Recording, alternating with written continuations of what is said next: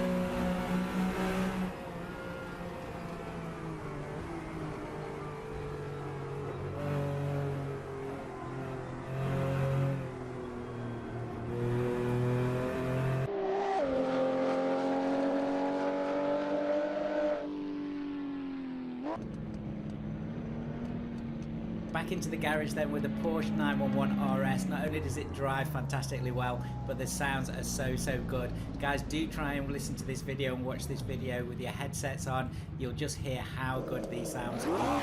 Last up then, we're into the Porsche 908. And remember guys, this car only weighs 600 kilograms, yes 600 kilograms, and it's got 350 brake horsepower. I'm really going to see if I can push this car around Bannock Brae. Let's see how it feels.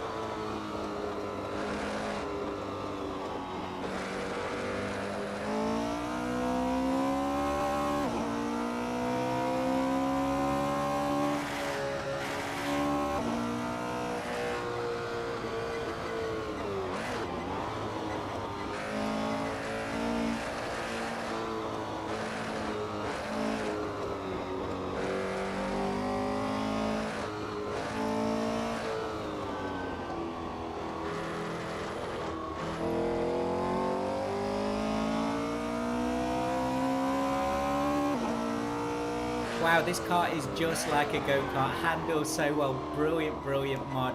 So this is just a selection of what Velo mod has got to offer on their website. It's all free guys, and I do give a big shout out to modders that do top quality mods and that also do it for free. These guys are doing it for the love of what they're doing.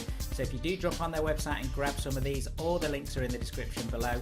Do say thank you to them, and also give a shout out to Sir Spats Gaming and say that's where you've seen the mods. As ever, do check out the rest of the channel. There's lots more Assetto Corsa on there and sim racing, and I'll see you guys very soon.